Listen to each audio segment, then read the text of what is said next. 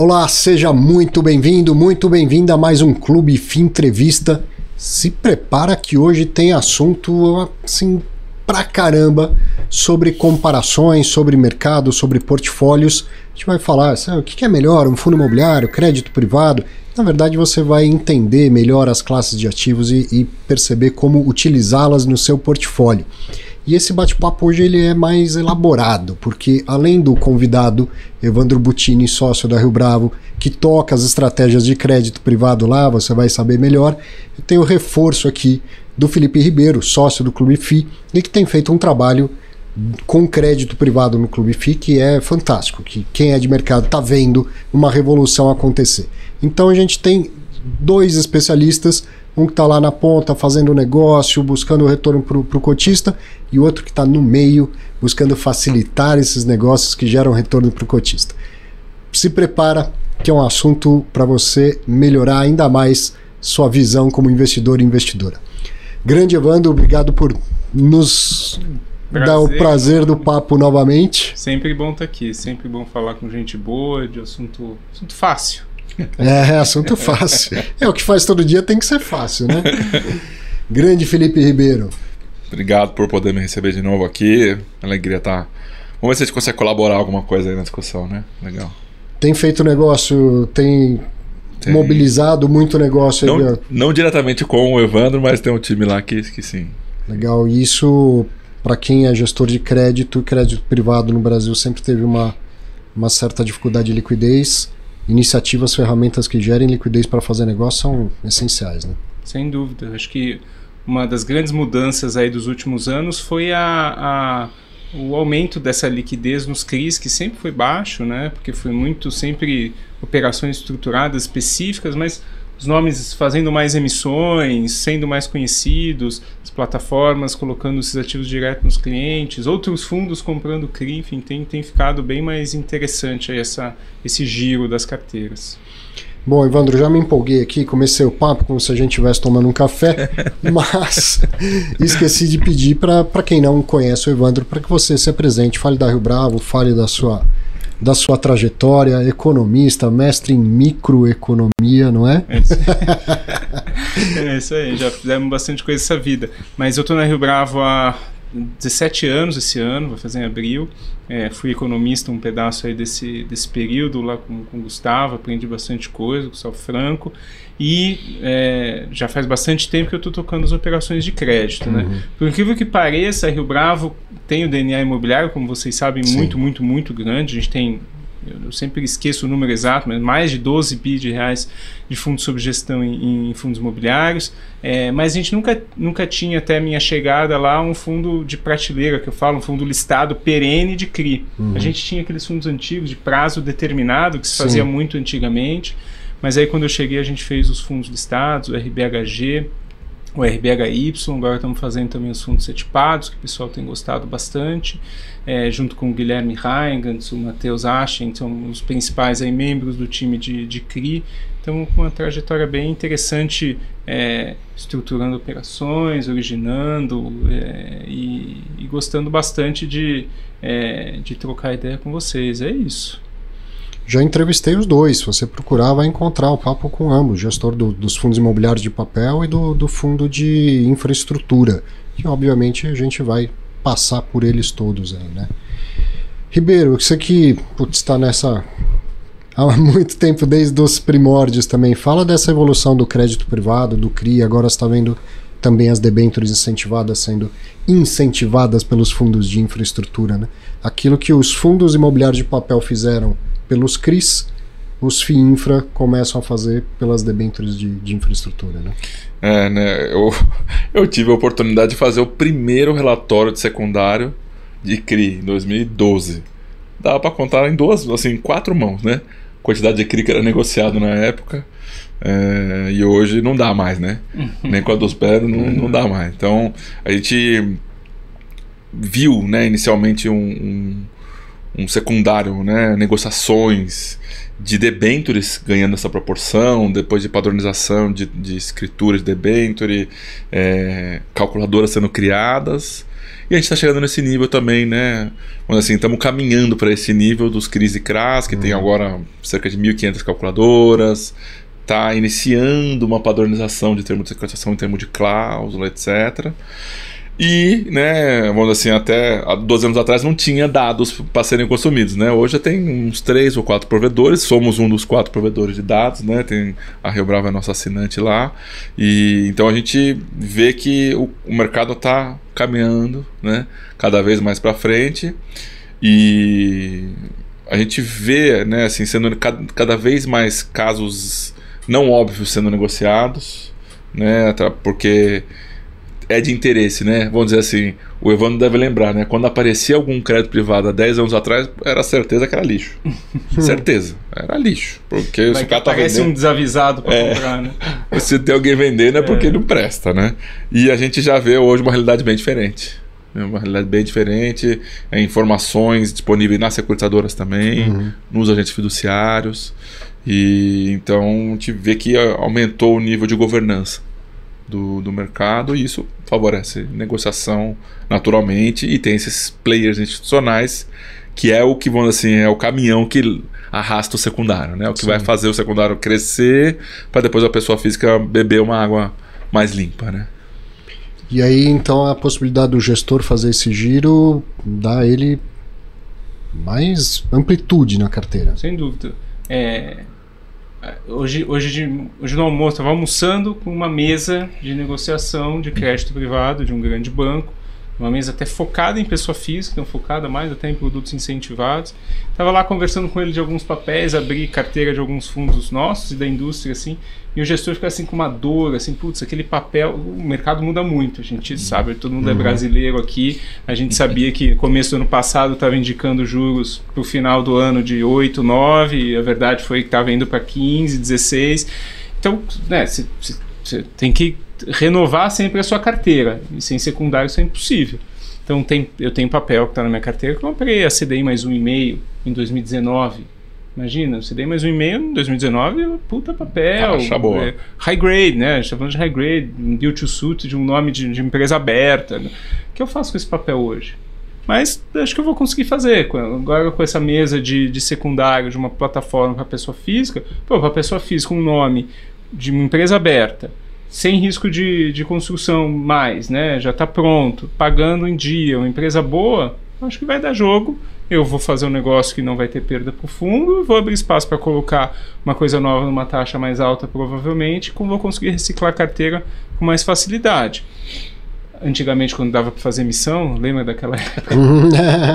As emissões têm esse papel, né? De serem safras, Sim. de você vai renovando. Quando não tem, a gente vai renovando de outras formas. O secundário é mais importante. Então, existe a possibilidade do fundo imobiliário, o fundo de infra, seja lá o que for, vender papéis diretamente para as pessoas físicas? Exatamente. É isso que essas plataformas têm conseguido fazer já há algum tempo. Caramba, especialmente em nomes mais high grade, né, em papéis mais high grade, mais alta qualidade.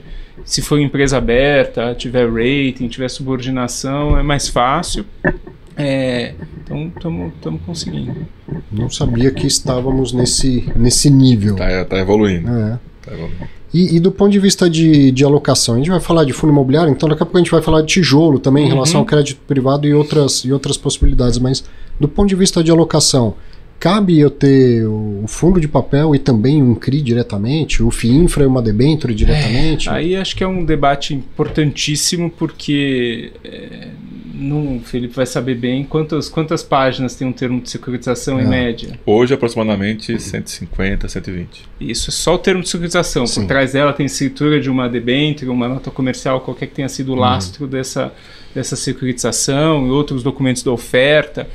Quantas pessoas vão ler esses documentos, né? Ou mesmo quantos assessores vão ler esses documentos, Sim. né? Então não é uma coisa fácil. Os fundos, a gente tem que ler de cada uma dos papéis que a gente compra.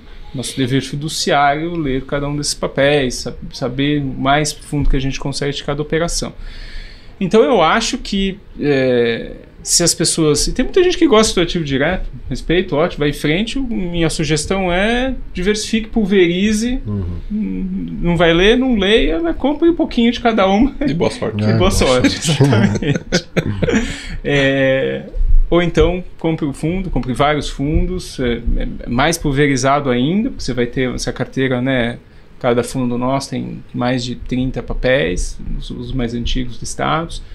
Então tem uma pulverização já dentro do fundo e tem alguém olhando, né? Várias pessoas olhando para cuidar que aqueles papéis foram bem estruturados, estão bem acompanhados e vão dar um bom retorno.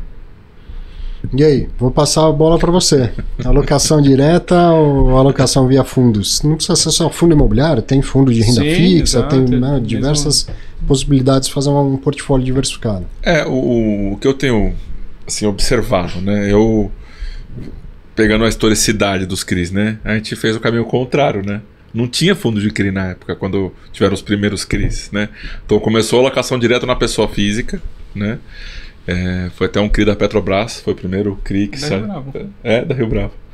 E um CRI da Petrobras que foi para pessoa física, porque não tinha o veículo que pudesse comprar o CRI ainda, né? E tivesse benefício fiscal também, né? Então a gente fez o caminho contrário no Brasil, né? Eu vejo assim que existe a possibilidade de ter alguém assim que gosta muito e que vai ficar o dia inteiro, né, lendo o termo de securitização.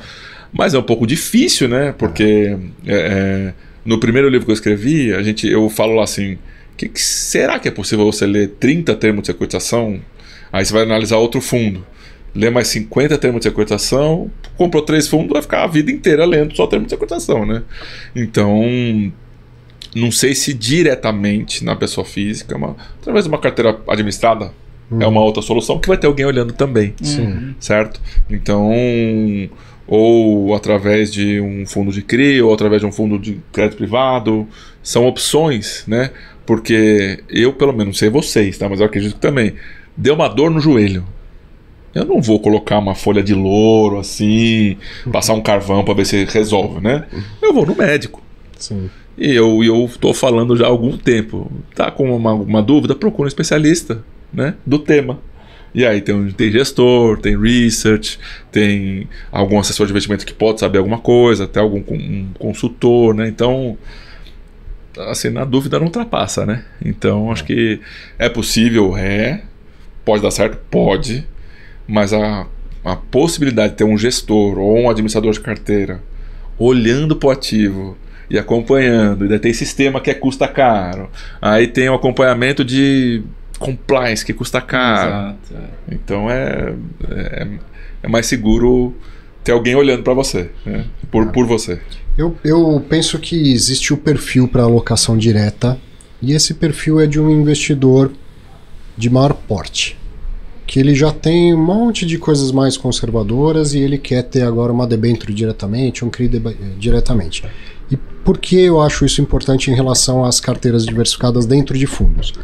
É meio polêmico o que eu vou falar, mas investimento em renda fixa de verdade é ter o papel que tem prazo para vencer.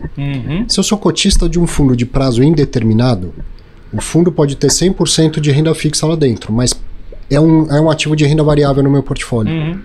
Sim. Ele não distribui renda, ele não tem prazo para vencer. A minha única chance de ganhar dinheiro é vender a cota acima daquilo que eu paguei, se for um fundo aberto. E num fundo imobiliário eu vou receber renda todo mês, só que a renda vai variar pra caramba, não é? Então, a classificação é renda fixa, a tributação é renda fixa, mas o efeito no portfólio é de renda variável. E se eu quero ter a segurança da renda fixa, prazo de vencimento e tudo mais, eu tenho que investir direto no título. A questão é saber o porquê que eu estou investindo naquele título e não no outro. E eu dou muita aula, eu pego lá a primeira página de um prospecto de debenture, a primeira coisa que vem escrito na primeira página: X emissão de debenture simples da espécie quirografária sem garantia adicional. Então a informação primordial está dada na primeira linha da primeira página. Você sabe o que significa isso que eu acabei de falar? Que você está emprestando dinheiro no fio do bigode para alguém, sem garantia nenhuma. Mas o que de fato foi a única coisa que você registrou antes de tomar essa decisão? Que é isento de imposto de renda. As palavrinhas que, quando conjugadas nessa sequência, elas têm efeito hipnótico. É isento de imposto de renda, eu quero. Não é assim, né? Então, na dúvida, deixa um gestor profissional fazer isso por você. Porque dificilmente ele vai comprar uma debênture que não tem nenhuma garantia, né, que a relação de risco e retorno não seja adequada. É isso? É isso aí. Acho que, enfim, falou bem. A definição de renda fixa, com prazo, tudo bonitinho, é essa. O fundo a gente vende, como a gente está falando do secundário, as coisas vencem, a gente compra outro, Sim. Tem esse risco de refinanciamento, essa taxa de juros mudar, tem muita coisa no meio do caminho. Uma coisa que eu posso dizer é que na Rio Bravo a gente tenta ser o mais previsível possível com os nossos rendimentos, para ser muito... para ser mais parecido com a renda fixa, mas mesmo nos fundos de tijolo, a gente sabe que as pessoas contam com isso, se importam com isso, então a gente solta guidance na maioria dos fundos e tenta seguir esse guidance com mais alta previsibilidade, baixa volatilidade possível. Nessa linha que você está falando de tentar que os fundos imobiliários tenham um rendimento que varie pouco, isso é mais desafiador quando é um fundo de papel do que quando é um fundo de tijolo? Porque o tijolo é aquele negócio, aquele faturamento contratado lá do aluguel Sim, e tal, né? Mas também tem vacância, né? Sim. Acho que, por outro lado, também pode ter algum soluço no fundo de crédito. O que é mais difícil no fundo de crédito é porque os indexadores têm seu componente flutuante, né? Seja o IPCA, seja o CDI. Sim. Isso é o que dificulta. Mas quando a gente faz guidance por semestre, a gente olha o focus, olha a curva e coloca uma banda, né? E às vezes as pessoas reclamam, mas exatamente por isso que as bandas costumam ser largas, tá? Não é por default, a gente já tem um histórico, sabe mais ou menos que pode ter um problema outro no trimestre, mas no semestre, mas o grosso é por causa da flutuação da volatilidade dos índices macro, IPCA e CDI, então por isso que tem uma banda um pouquinho grande. Mas a gente consegue suavizar bem. Aí tem aquelas um pouquinho mais alto, um pouquinho mais baixo, né, no final dos semestres para cumprir a lei, mas costuma funcionar. Legal. Da sua época de gestor, melhorou bastante hoje em dia? Dava para fazer esse guidance? É fazer uma projeção. Assim, eu acredito que eu vou distribuir tantos reais de dividendo no próximo semestre. Dava para fazer isso antigamente? Não dava. E por que não dava?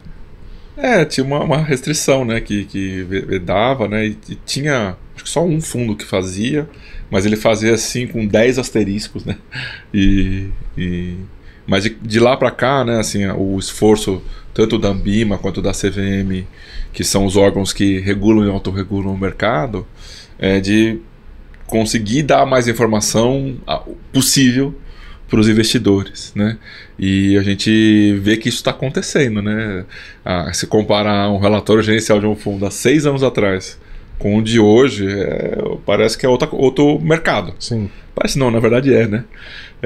Melhorou muito a quantidade de informações disponíveis. E uma das coisas que vem sendo feita, que é bem legal, né? É também assim, se você comprar esse fundo a tal cotação, é o equivalente a tal taxa. Carrego, né, da carteira. Então, tabela de sensibilidade. A sensibilidade. Isso aumenta também a possibilidade de uma melhor tomada de decisão por parte das pessoas físicas e às vezes parece que não resolve muito, né? Porque às vezes vai esse movimento de manada, né? Mas a informação está disponível, né? A informação está lá disponível. O Evandro até brincou aqui no tempo que tinha emissão, né? Estamos falando de um período atual em que a taxa de juros está 13,25% ao ano, podendo chegar até mais do que isso nas próximas reuniões do Copom. Com um juro desse tamanho, ele existe para quê? Para dar uma freada mesmo na atividade econômica. Essa é a intenção do Copom quando faz isso. E freia de verdade. Pode demorar um pouquinho, mas de repente dá aquela travada nas quatro, né? E faz com que a cota dos fundos imobiliários, dos ativos em geral, acabem desvalorizando. Mas isso não significa dizer que a carteira do fundo tem algum problema, né? É o tal do movimento sistêmico. Então, subiu o juro, tudo caiu. E aí o gestor tem a oportunidade de encontrar bons investimentos, seja nos papéis, nos CRIs, nas debêntures no mercado secundário, ou seja comprando cotas de outros fundos. Tem fundo de papel comprando cota de outros fundos de papel? Sim. A gente normalmente deixava 5% do fundo reservado para esse tipo de transação, que sempre tinha uma oportunidade ou outra, ou até mesmo de carrego. Tem gestor que faz fundos, operações de CRI, mas empacotados em fundos imobiliários, por alguma razão.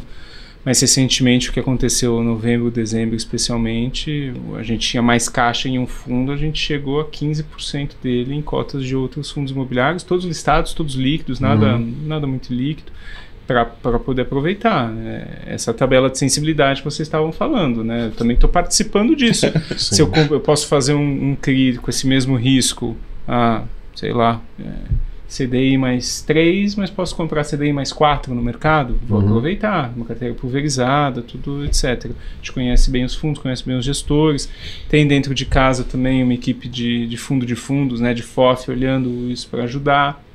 Então são todos componentes que a gente usa para rentabilizar melhor o fundo. No nosso caso ainda de fundos imobiliários ainda tem imposto, né? A gente tem que considerar um pouco disso, que os ganhos vindo de fundos imobiliários tem imposto, mas acho que tá na conta, com os descontos nos níveis atuais, é muito fácil tomar essa decisão, né? O que, não sei se eu vou mudar de assunto, qualquer coisa você me interrompe aqui, mas o que também está muito bom nesse momento é fazer CRI. Estruturar novos CRIs. Porque os bancos pararam de emprestar, né, para esse setor. Acabou o funding da poupança, portanto acabou o funding subsidiado. Um banco que vai fazer uma operação plano empresário, né, um término de obra, vai financiar um empreendedor que esteja construindo uma incorporação, por exemplo, ele está oferecendo o mesmo ou mais, às vezes, do que os fundos, do que o mercado de capitais. Então, eu posso parar por aqui para depois a gente entrar nesse assunto, mas o momento para originar, estruturar operações de boa qualidade no mercado hoje, difícil de replicar no passado. Que também, que brincadeira que eu fiz, não está fácil conseguir caixa, conseguir novas emissões, mas quem tem coisas que estão vencendo, a gente está conseguindo alocar com muita qualidade, enfim, é um assunto para a gente falar também. Muita garantia, né? Muita garantia. Um exemplo nosso, assim, aqui em São Paulo, a gente fazia pouca coisa, porque a gente achava que não valia a pena entrar em guerra de preço, né, com outras gestoras. Às vezes tem um terreno aqui no Itaim que 5 gestoras ficavam brigando para fazer esse CRI e no fim saía com uma taxa que a gente julgava abaixo do que o risco verdadeiro merecia. Hoje em dia a gente está fazendo 4 ou 5 obras aqui, Jardins, Itaim, mas ali Pinheiros, porque os bancos pararam. E aí um banco versus um fundo, a gente tem vantagens, flexibilidade, menos burocracia, relacionamento mais próximo com os tomadores, que a gente consegue ser mais competitivo.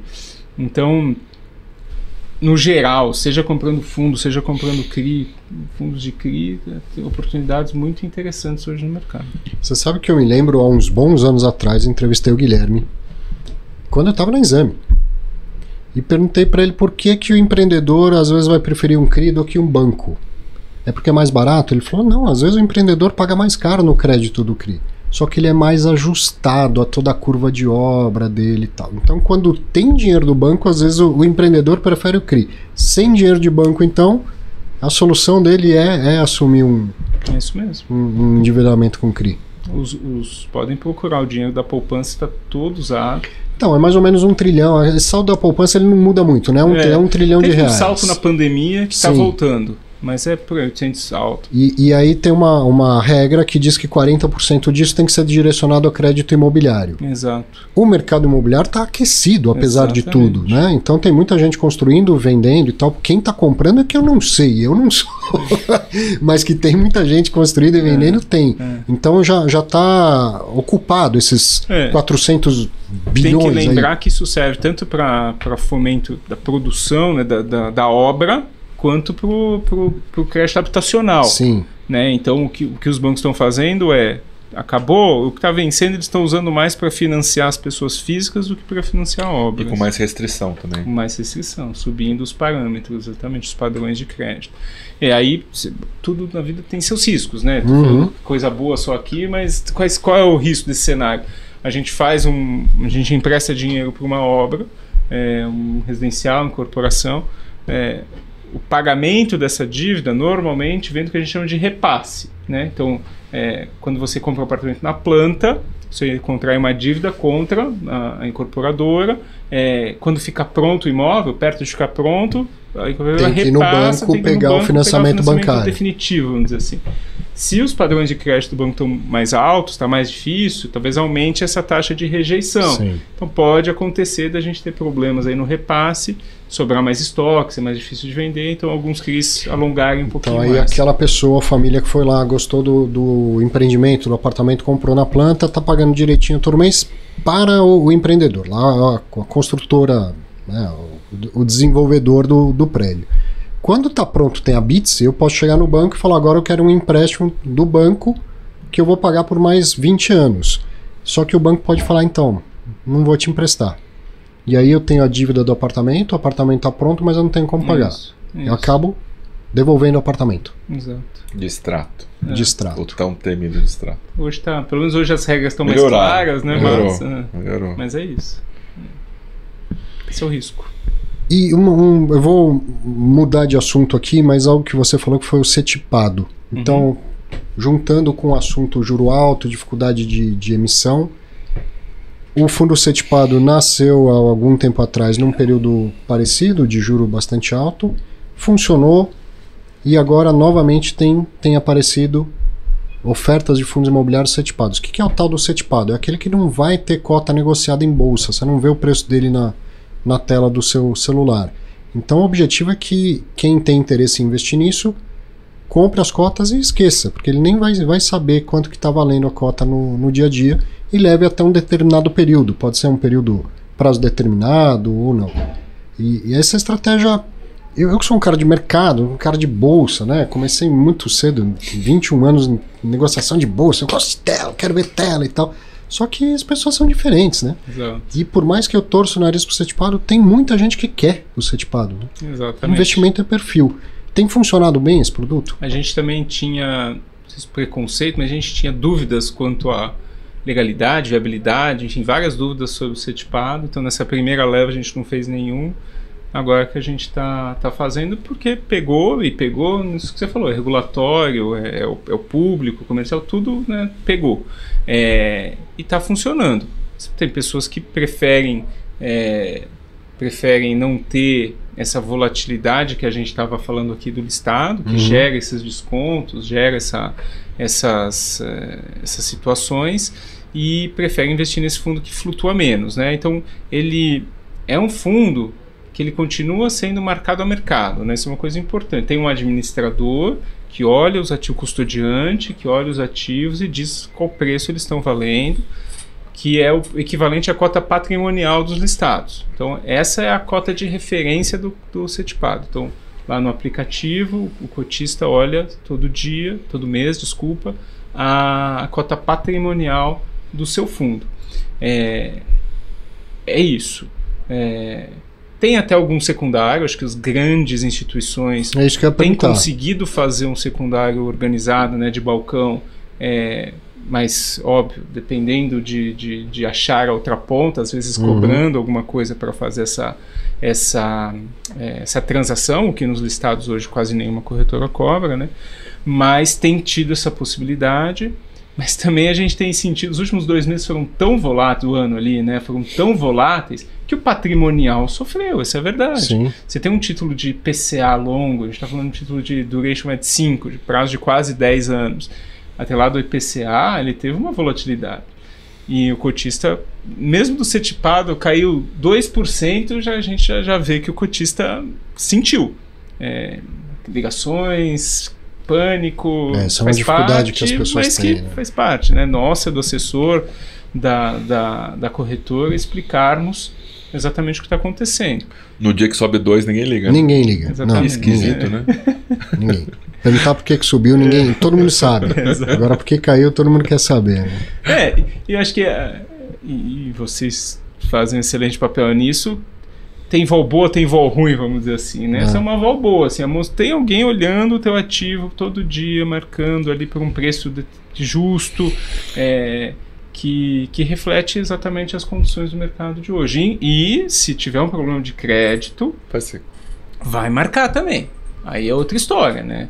É mais devagar, os administradores custodiantes ainda não estão tão prontos para isso assim, mas uma hora marca, uma hora chega. Então tem que ficar atento nos listados, especialmente, que as pessoas acabam nem olhando muito o patrimônio. Eu aposto que, não sei, mas muito menos da metade das pessoas talvez olhem o que é a cota patrimonial do fundo, é lá que você vê se tem algum problema de crédito ou não. Eu falo assim, né, que o fundo de CRI, né, especialmente, mas o fundo de tijolo também, né, o fundo imobiliário, né, ele não deveria estar tão longe da cota patrimonial. Exatamente. Não faz sentido nenhum, porque, assim, a gente viu, né, momentos há uns 2, 3 anos atrás, fundo sendo comprado a 160% do valor patrimonial. 60% acima do que deveria valer. Então, assim, é aquela coisa, né? Você vai numa banca, né? Fala assim, me dá uma nota de R$10, eu te pago 16. Né? Ninguém faz isso, né? Eu falo que você de manhã desce no elevador, encontra o vizinho, aí o vizinho fala, tô vendendo meu apartamento. É por quanto? Por 1 milhão. É meu, eu pago 1.600.000. É isso. Exatamente. O conceito é o mesmo, né? E então, isso também vale pro contrário, né? Tá descontado 60%. Se não teve nenhum problema efetivo, se não tá com vacância, né? Não faz sentido. Tem que comprar. Então, é aquela coisa, né? Só que é o contrário, né? Pô, 1 milhão. Pô, você vende por 400? Pô, vendo, levou, né? É a mesma coisa, é o mesmo conceito, né? Então, o fundo certificado tem esse benefício, né? Normalmente ele tem um pouco menos de liquidez, né? É do produto também. São as características do produto, né? Mas a pessoa também não vê ali, né, aquela cota caindo, que por muitas vezes não tem nem motivo, né? Quando era o gestor lá do Veritar, a cota em julho de 2019, antes do hype de todos os fundos, o fundo bateu, foi maio de 2019, bateu acho que 133. Aí eu participei de uma live, né, no Clube de Entrevista. Aí o outro falou, e aí, o que você acha? Eu acho que não tem que comprar. Quem estiver comprando está fazendo mau negócio. E no dia seguinte as cotas começaram a baixar, né? Então, essa possibilidade do fundo certificado, ela tem esse benefício, né, que impede a pessoa física de tomar uma decisão ruim nesse sentido, né? Então, é uma característica positiva do produto. Para o investidor certo, com o dinheiro certo do investidor. Exato. Eu aprendi com um banqueiro uma frase que é inesquecível, né? Lucro é vitamina, liquidez é oxigênio. A gente nunca pode abrir mão de ter oxigênio. Então é por isso que você tem que ter Tesouro Selic, CDB e tal, é o seu oxigênio. Mas então os preços estão caindo, está tudo muito barato, eu vou resgatar tudo do CDB, do Tesouro Selic e vou comprar em fundo imobiliário. Não faça essa bobagem, você vai ficar sem oxigênio. Vai ter bastante lucro daqui a algum tempo, mas e o oxigênio? E a liquidez? Né? Então, para quem tem liquidez, eu vou entrar num fundo certificado que eu não pretendo vender. Ok, faz todo sentido. Né? Perfil e o dinheiro certo do investidor. O Ribeiro, eu sei que você preparou umas perguntas aqui. Eu me empolgo, né? Eu me empolgo, vou falando, batendo papo. Vamos lá. Assim, né, a gente trouxe esse tema, né, da live, crédito privado, fundo de crédito privado e fundo imobiliário, né? E aí, assim, então, assim, você que é um economista, né, formado na Itália, né, assim, é outro nível, tá, gente? Ele fez a mesma faculdade que eu, mas só que ele se formou na Itália também, tá? Então, assim, o crédito privado, ou um fundo de crédito privado, ele é um produto melhor que um fundo imobiliário nesse momento do ano, assim, estamos aqui em fevereiro de 2025. Entre tijolo... Vamos primeiro no tijolo. Vamos fazer tijolo e fundo de crédito privado, sem ser um fundo imobiliário. Né? Ou os fundos que estão comprando debêntures, que são papéis mais líquidos, com durations mais longas, né? A pessoa física que está olhando para a gente agora está pensando, tô com dinheiro aqui. O que você tá olhando, né? Como é que essa é difícil, né? Essa é mais difícil do que a gente tinha combinado. Que bom. Porque são classes de ativos diferentes, né? Sim. Muito diferente. Eu acho que também tem uma coisa que as pessoas esquecem, que fundo imobiliário de tijolo é renda variável tanto no fundo quanto também no ativo. Né? Se você é sócio, você é detentor de um ativo, que no crédito é uma outra ordem de preferência de recebimento, né? Então, se tiver vacância, se tiver problema no imóvel, se tiver enchente, se tiver qualquer coisa, você é o primeiro a sofrer esse não recebimento. No crédito, não. Né? No crédito, você deveria ser o último a sofrer qualquer variação, porque você é renda fixa, é ali que vem o fixo, vem daí, né? Você sabe o quanto você vai receber de fluxo de caixa desse ativo. Então, é muito diferente um do outro. O que está acontecendo agora Aí é o conjuntural, os spreads de crédito, principalmente dos créditos mais líquidos, de debêntures corporativas, AAA, high grade, empresas conhecidas, está pagando pouquinho, né? Porque a taxa de juros está tão alta que você vai pagar CDI mais um e pouquinho de um crédito bom. Tudo bem, o nominal é grande, mas o spread de crédito tá baixo. Uhum. E o tijolo está ao contrário, né? Por essas coisas que a gente está falando, conjuntural é de um tijolo que você compra com um puta desconto. Então, tem que pesar, primeiro montar tua carteira, faz tua diversificação, tuas necessidades, aloca bonitinho ali, mas talvez, né, o ajuste fino, pesar um pouquinho mais os fundos imobiliários do que você pesaria o crédito privado. E eu sou gestor de crédito. Você sabe que o Ribeiro, a gente tem aquela discussão, né? Tijolo é melhor que papel. Ele faz papel melhor que tijolo. Mas só, desde criança você sabe no Joaquim Pô que pedra, papel, tesoura, né? São classes de ativos diferentes. São classes de ativos diferentes. O bom é que dinheiro é fungível, é divisível. Você não precisa escolher um ou outro. Pega seu dinheiro uma parte numa coisa e uma parte na outra. Né? Mas nessas horas tem tanta coisa para garimpar que é importante ouvir o que o Evandro estava dizendo. Mas garimpar coisa boa. Não importa se o mercado está em alta ou está em baixa. Você quer escolher aquilo que rende mais, você vai perder dinheiro. Ponto. Se a sua decisão é vou listar aqui, qual é a maior rentabilidade, vou comprar os de maior rentabilidade. Você vai perder dinheiro. Perdas irreparáveis. Quando você compra coisa boa, aí o juro sobe, o preço da cota cai. Aí o juro cai, o preço da cota sobe. Quando você compra coisa ruim, não é só esse movimento sistêmico dos juros. Tem problema na carteira, tem problema no patrimônio. E aí você perde dinheiro e tem uma perda irreparável.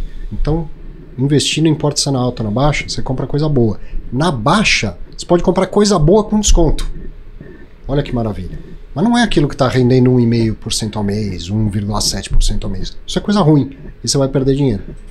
Tá? Aproveita a oportunidade para comprar coisa boa a preço baixo. E isso, tá? Vale para hoje, vale para 6 anos atrás, só que você não vai conseguir usar isso 6 anos atrás, mas vale daqui 6 anos para frente também, tá? Então, a gente fez algumas lives, né? E aí teve uma live que eu só faltavam me bater. Mas eu saí com uma dor de cabeça da live com o gestor. Né, a gente preza para tratar todo mundo bem, né? Mas é isso, né? Tá pagando muito, né? E aí, né? Será que eu devo tomar esse passo? O Arthur já falou tudo, tá? Gestor de crédito vê isso o tempo todo, né? Tem muita Totalmente. Coisa que tá rendendo muito, mas e daí que tá rendendo muito? Na minha cabeça, vendo um exemplo que nem é de crédito, eu devia ter, sei lá, também 20 e poucos anos, Sim. ganhando salário de estagiário, nem isso. E o que é comprar ação? São dividendo, telefone. Fiz uma lista de empresas pagadoras de dividendos. Tava lá, Oi, a primeira. Isso daí que mais de 15 anos atrás, né? E Telefônica tava pagando um pouco menos, mas, né, putz, aí você vai olhar um pouquinho, Oi, confusão, tava pagando muito mais dividendo. Eu comprei Telefônica, ainda bem, né? Porque se eu tivesse investido em Oi e no longo prazo, não tenho tempo de ficar acompanhando a ação, né? Não era o que eu fazia, ia ter perdido 50% ou mais no meu dinheiro se tivesse comprado Oi. É isso, né? Qualquer classe de ativo, qualquer coisa vale essa... Salário de estagiário na Rio Bravo naquela época já era uns 35 mil reais, por isso que... Se eu falar quanto era, nossa... É porque realmente eu queria fazer isso, trabalhar com isso, ter estagiário, né? pouco. Evandro, eu vou aproveitar e fazer mais uma, tá? Essa é mais fácil, tá bom? Então vamos lá. Eu fiz um estudo, tá? Vendo quanto por cento de cada fundo as pessoas entraram no hype ali no outubro, novembro, dezembro de 2019. Que interessante. E para alguns fundos o número era meio gritante, assim, era 56%, 60%, 70%. Você precisa dos cotistas. Dos cotistas, perdão. E, né, a gente faz esse trabalho educativo, né, de falar, olha, calma, não vende ainda, né, assim, será que é o melhor momento para vender na baixa, né? Então calma, né? Mas tem gente que está ouvindo isso desde janeiro de 2020, né? Já estamos aqui já há 5 anos. Meu pai, se estiver ouvindo, é um deles. Então, assim, e aí? Os fundos imobiliários vão voltar? Algum momento vão voltar? Voltaram, né? Enfim, se a gente pegar esse exemplo que você deu de 19 para especificamente os fundos de CRI, que é o que eu conheço mais, em 19 estava no pico, deu pandemia, sofreu, e acho também uma coisa assim, o retorno, assim, além de alta qualidade, a liquidez também dos fundos é importante. Os que mais voltam são os que mais têm liquidez. Os que voltam mais rápido são os que têm maior liquidez. Motivos óbvios, né? De se ajusta mais rápido. Então, tem várias oportunidades em diferentes momentos aí do ciclo. Então, esses fundos voltaram rápido, depois com menos liquidez foram voltando. Bateram, quase todos bateram mesmo, quase o mesmo nível de precificação, se não o mesmo nível que antes. E agora estão sofrendo. É cíclico. Eu acho que vão voltar sim. Depende da taxa de juros, depende da qualidade de crédito da carteira, mas vou voltar, eu acho que sim. De novo, os mais líquidos capazes de voltarem. Alguns já voltaram, inclusive, né? Ali em dezembro teve oportunidades de comprar. E teve uma alta bem rápida em dezembro. Muito rápida, né? Muito rápida. Então foi ali, sei lá, até o dia 13 de dezembro você comprava KNCR, fundo da concorrência aqui, com desconto. Por que vai ter desconto? Esse fundo é uma carteira super diversificada de bilhões de reais. Não tem por que ter desconto mesmo. Aí chegou a bater, sei lá, quase 10% de desconto, alguma coisa assim, compra. E voltou, como até no final do ano já voltava. A volta é muito rápida. Então, a oportunidade está aí, tem que mantendo sua filosofia de investimento, sua carteira, né? Não vai vender o almoço para comprar o jantar, mas aumenta a parcela que você dedicava, se você pode, para essas classes de ativos, para esses fundos que estão descontados, porque vai valer a pena, vai valer muito a pena. E tem que lembrar o que muita gente esquece, que é o rendimento, né? Exato. A cota não está no mesmo preço, mas quanto já entrou de rendimento todo santo mês, e às vezes o investidor está até com lucro já de 2019 para cá. Com certeza. Total. 6 anos de rendimento. Com certeza. Tem muita gente que reclama da cota para mim, fala que você queria que eu tivesse aumentado a cota para você pagar imposto, né, depois, se você vendesse. Quanto mais a gente consegue distribuir, melhor para você. Então, às vezes a cota não voltou, mas a gente distribuiu tudo. Exatamente. Eu entendo que o investidor de fundo imobiliário deveria ter foco na renda. O preço é o menos importante. O retorno dele vai vir da renda. É isso, acho que dessas duas aí já botei ele numa enrascada na primeira. Aí. E o tijolo com essa situação toda, juro alto e tal, o mercado me parece ainda aquecido. O mercado de shopping vai bem, o mercado de escritório se recupera. Eu sei que não é muito o seu dia a dia. O mercado de galpões, então, nem se fala, tá bombando lá. Tem oportunidades aí também. Sem dúvida. O que acontece, assim, o que acontece é que cai muito o nível de transações por causa, né, dessa perda da precificação por causa da taxa de juros. Mas a gente ainda vê coisas muito boas saindo, né? Grandes investidores institucionais internacionais e nacionais fazendo transações enormes. Uma que envolve a gente, que eu não posso falar muito, que está em oferta, e porque também não é comigo, que é o do Shopping Higienópolis, envolve um Iguatemi, enfim, envolve grandes players, ativo muito bom. É isso. Então, acho que tem que olhar a qualidade, né? Quando mais difícil está o cenário, mais importante isso fica. Mas ativos de qualidade, seja ele residencial, shopping, galpão, saúde, o que for, tá bom. Imóvel, pode vir inteligência artificial que vier. Vai precisar de mais imóvel para inteligência artificial. Exatamente, para os data centers lá, que até uma classe que no Brasil não tem muito, né? Sim. Mas é super resiliente. O que a gente tem visto, alguma flutuação de vendas nos residenciais, você falou, né, muito lançamento na capa dos jornais recentemente. É isso. Vou fazer uma pergunta do economista. Eu sei que sua especialização foi no micro, não na macro, mas está lá. Trabalhei muito mais com macro. Muito mais, né? O juro está subindo por aquilo que a gente explicou. Uma parte do governo, que é o Comitê de Política Monetária, quer frear a atividade econômica. Isso dá para saber, impacta primeiro o crédito, ou o imóvel, o equity, o patrimônio? Se eu pensar que juro alto não é um bom presságio, não é? Vai ficar mais difícil pagar as dívidas, vai ficar mais difícil de de alugar um imóvel ou de conseguir repassar um aumento de aluguel e tudo mais. Chega antes em uma coisa ou outra? Acho que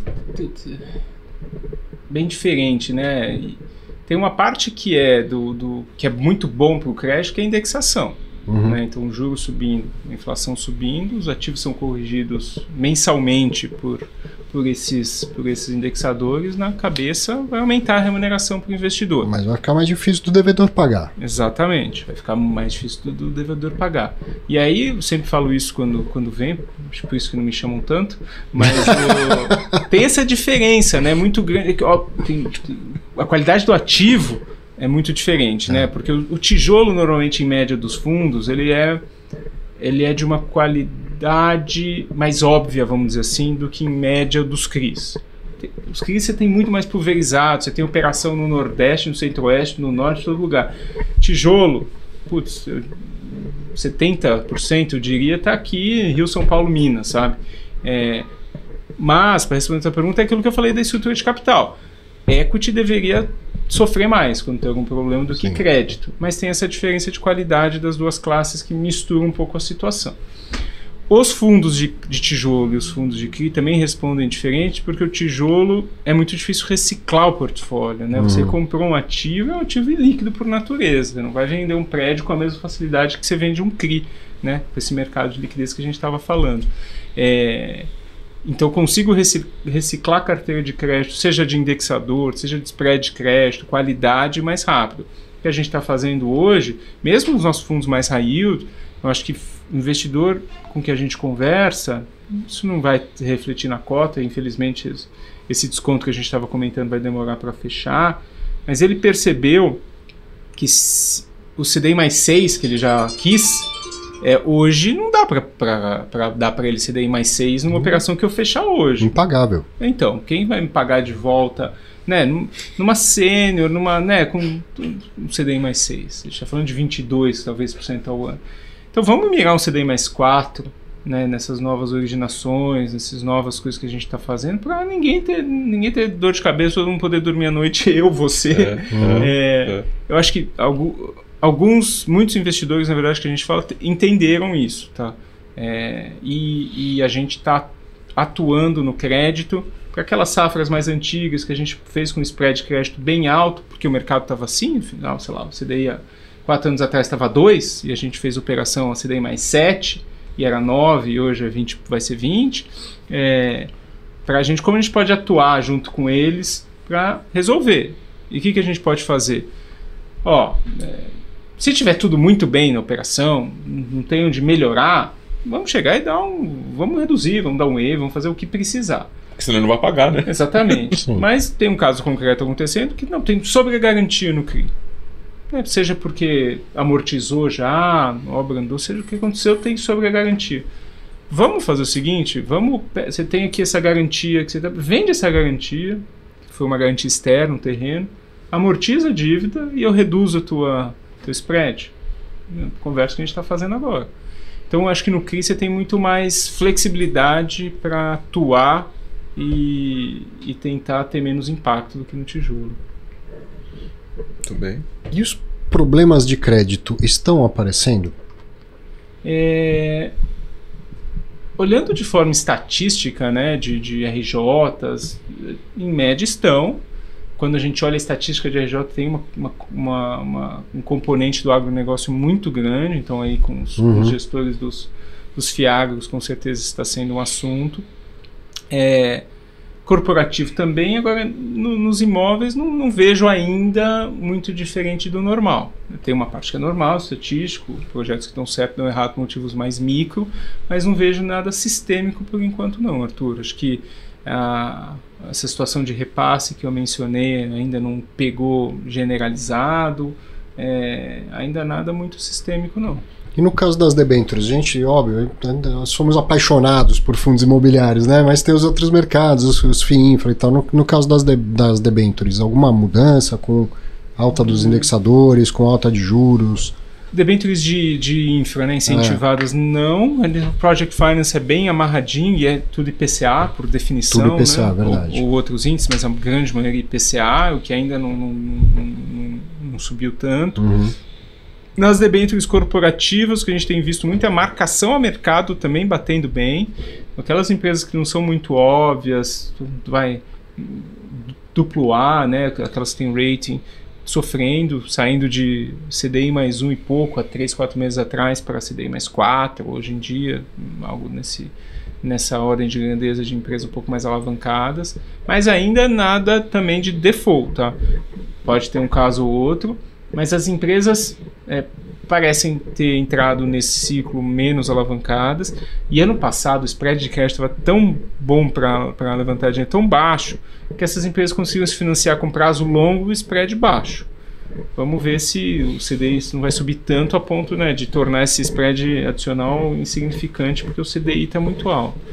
Mas algum soluço no meio do caminho vai ter, mas vamos esperar que não seja um grande, esperar que seja contido, mas juro muito alto por muito tempo, que aí olhando para a economia, o que está diferente nesse ciclo, aí falando mais macro do que nos outros que nos vem à cabeça, principalmente da Dilma, né, quando o juros esteve tão alto assim, é o crescimento da economia. Verdade que a economia está crescendo bem, e vai desacelerar, como você falou, os juros demora para chegar, mas chega e freia. No Focus a gente olha, tem lá falando, o PIB desse ano vai crescer 2% ainda, é verdade, mas olhando trimestre por trimestre, isso quer dizer que vai ter 2 trimestres negativos esse ano. Então já está precificado. Agora, se for só 2 ou 3 trimestres negativos é uma coisa, se tiver uma recessão profunda é outra. Sim. A variável-chave para olhar, tudo bem, olha os juros, tem que olhar, olha a inflação, mas a variável-chave para olhar para mim é o crescimento. Do PIB. E o que você está enxergando de cenário macro, mais ou menos o Brasil cresce no primeiro semestre e decresce no segundo semestre. É mais ou menos isso, exatamente. Em razão do juro alto, dessa efeito. Confusão toda que a gente viveu, que afeta investimento, afeta as empresas, e aí a duração disso vai depender de como essas coisas vão se conectar, se a situação vai melhorar. E aí o gestor de fundo de crédito traz esse cenário, ele já começa a fazer alguma coisa com a carteira? Total. Nos fundos de crédito privado mais líquidos, a gente já estava com muito caixa, debêntures mais curtas, debêntures de empresas de mais alta qualidade, bastante FDIC, que tem, né, mais estruturado, mais garantia e menos volatilidade, muito caixa. Nos fundos de infra, a gente talvez, no nosso caso, a gente não conseguiu encurtar tanto, porque a maioria das debêntures são de prazo mais longo, a gente não fez hedge, porque a gente reluta muito em fazer hedge nos fundos de infraestrutura nossos, porque a gente não é um combinado nosso com o cotista. O cotista entrou para surfar. Você fala trocar o indexador, exatamente, sair do IPCA para o CDI. Exatamente. Não foi um combinado que a gente fez. Então a gente reluta muito. A gente acabou não fazendo, mas a gente está olhando essa situação, principalmente comprar cotas de FII infra em vez de crédito, pelo mesmo motivo, de ter muito desconto. Então dá para atuar. Agora, nos fundos de CRI, o que a gente fez foi, primeiro, no começo do ano passado, a gente comprou mais papéis de CDI do que IPCA, né? Vendo que podia ter volatilidade na marcação a mercado também de CRI, isso é importante, no ser tipado, mais importante ainda, porque é o que o cliente olha patrimonial. E a gente conseguiria pegar um retorno maior com o CDI. Essa foi a primeira ação. No nosso caso, a gente teve uma oferta grande no meados do ano passado, então o caixa veio naturalmente dessa oferta, né? Não foi oriundo de uma decisão, mas foi desse caixa que a gente teve e que nos permitiu alocar com mais calma. Mas se não tivesse vindo, provavelmente a gente teria tentado fazer mais caixa mesmo para ter mais opções para alocação. E os setores que a gente escolhe, né? Como eu falei, os bancos não estão emprestando, a maioria dos fundos não estão conseguindo captar, então está dando para ser muito seletivo nos papéis. E aí seletivo é qualidade mesmo, qualidade do imóvel, do real estate, da localização, todas aquelas coisas que a gente olha do imóvel e do crédito. A gente tem sido mais seletivo nesse sentido e menos preocupado em buscar yield. Muito menos preocupado em buscar yield, focar mais em ativos de alta qualidade que já estão pagando uma taxa de juros bem adequada. Sim.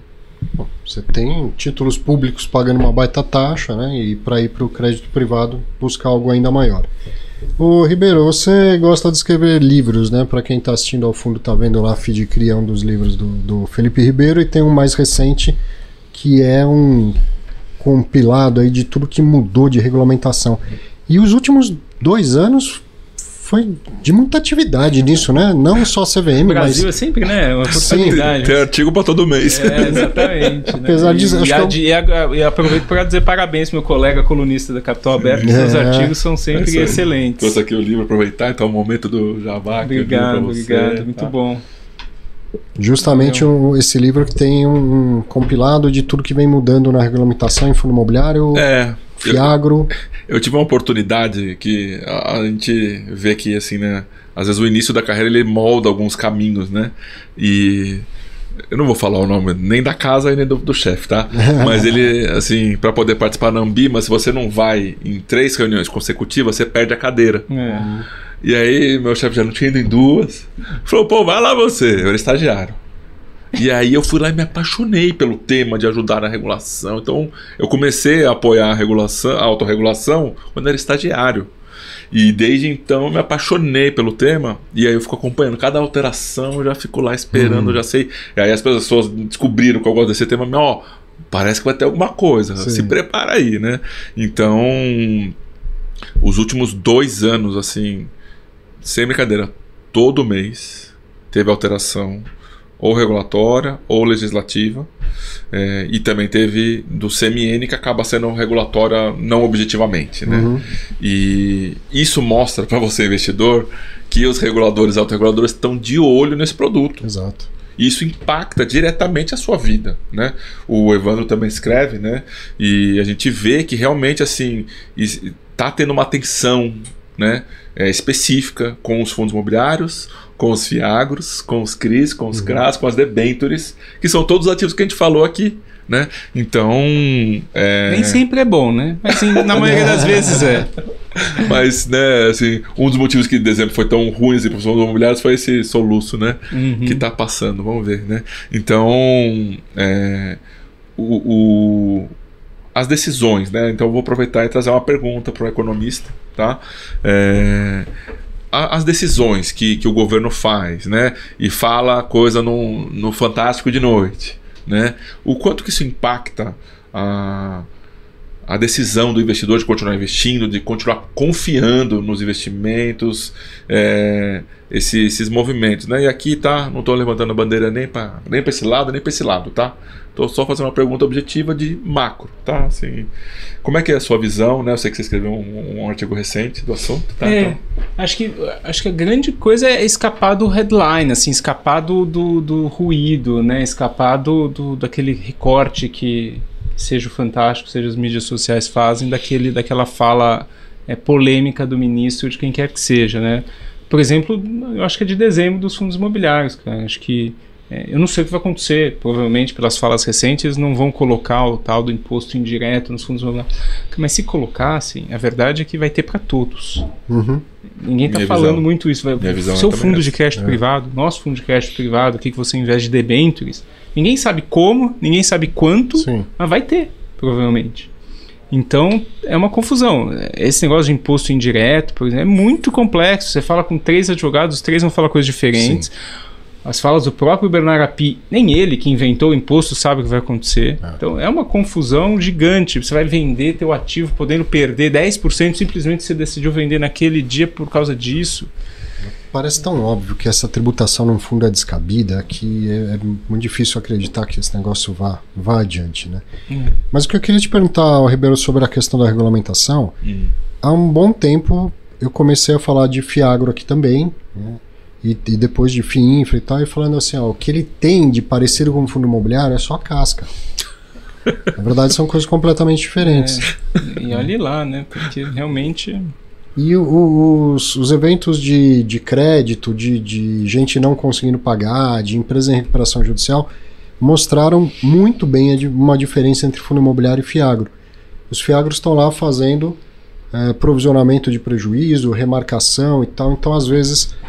acontece muitas vezes de diminuir bastante o dividendo de um Fiagro por causa de um cara lá dentro que houve uma recuperação judicial e tal. Em fundo imobiliário acontece também, mas não tem esse impacto todo. Qual é o motivo de uma coisa para outra? Eu tive, né? Você acha que é só pro Evandro que a gente faz pergunta difícil? Não é, não? Eu tenho meus pitacos disso também. A gente, quando eu tava, né? Então, os cabelos brancos vão aparecendo e também as histórias, né? Quando eu tava lá no Veritá, tinha um CRI que a gente tinha lá que tinha em mais 4 casas, né? Na Rio Bravo não tinha esse CRI, tá? Mas a gente foi o único que marcou. E era um CRI que tava com um problema sério. Não era uma coisa assim simples de resolver e não resolveu, tá até hoje marcado a 0 lá na carteira do fundo, tá? Então, e a gente impactou. Era um CRI que tinha pouco na carteira, então ele impactou pouco, mas a gente diminuiu o dividendo efetivamente naquele mês. Porque existia, né, na época, e existe ainda hoje, né, duas ofícios circulares da CVM que orientam como que deve ser feito o acompanhamento de ativos estruturados, né, e a classificação semelhante ao que é feito nos bancos, de A até H, dos ativos, né, ou seja, criar um rating interno para poder fazer a marcação, né.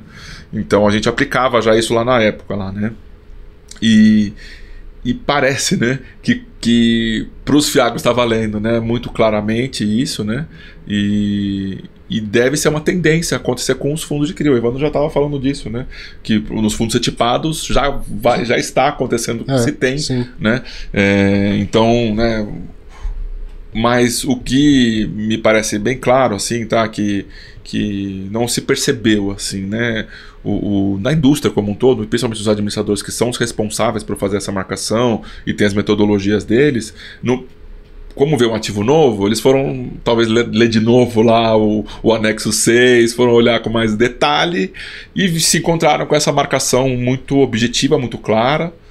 Tem mais um detalhe muito importante, que teve uma alteração no informe trimestral dos fundos e que colocou lá, né, essa linha, né, e então assim, a indústria está evoluindo. E como o FIAGRO é um produto mais novo, ele já pegou isso mais objetivamente, né.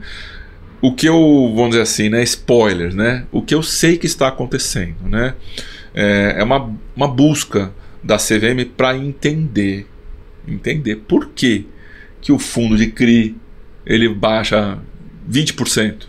Por que não deveria vir racional? A gente falou disso mais cedo, né? Não deveria nenhum racional de nenhum investidor que fizesse sentido do patrimonial reduzir tanto, né? E uma das premissas que tem, né? Isso não é uma informação assim, privilegiada, tá? Teve uma conferência pública e a CVM falou isso na conferência. E então, assim, não faz sentido. E aí a premissa que eles têm é que o que os investidores estão achando é que o crédito não está marcado adequadamente e está marcando. Essa é uma das premissas deles, né?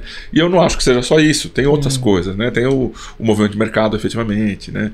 Mas assim, a gente está numa indústria em evolução. Estamos numa indústria em evolução e, na minha visão, tá? Eu já falei isso algumas vezes, já escrevi isso em artigo, já falei isso em lives. Na minha opinião, uma das indústrias mais transparentes do mundo de investimentos global, né? E vigiadas. E vigiadas, né? Por vocês, mas o comportamento dos cotistas de fundo listado é impressionante. Impressionante como é diferente dos fundos abertos. Sim. Impressionante. Então, eu entendo, né, que a gente, por ter esse olho, né, dos investidores, da regulação, da autorregulação, das próprias gestoras, né? Na minha visão, essa alteração que teve em novembro, falando eu vou marcar tanto, a partir de agora vou marcar via contábil, via caixa, né? Essa regra falando assim, e pedindo que os fundos falem como que eles vão marcar, né? Isso é uma vitória das gestoras, que elas pediam, né? Pô, não é justo, o outro fundo distribui muito mais, eu distribuo muito menos, parece que o meu fundo é ruim perante o outro, né? Então, isso vai continuar, tá, gente? Vai continuar, esse olhar da regulação, da autorregulação, vai continuar existindo, pelo menos por mais 2 anos, tá lá no biênio da CVM, né? E eu sei que existe grupos de trabalho, né, na Ambima também. Então, assim, vai continuar existindo, vai continuar evoluindo. E tá? É bom para todo mundo, no fim das contas. Né? Bom, eu preciso regular aqui o tempo, e infelizmente ele se foi. Porque fica para próximo. Os pitacos do que o Felipe falou fica para próximo. Conversa muito boa e flui e o tempo vai. Então, Felipe Ribeiro, muito obrigado mais uma vez por estar aqui. Venha mais vezes. Evandro Buttini, Valeu, Arthur, muito bom. Mais uma vez que você aparece, a gente sempre aprende muito. Obrigado mesmo. Obrigado a você. Sempre bom estar aqui. Para você, um grande abraço. Te vejo na próxima semana em mais um Clube Fim Entrevista.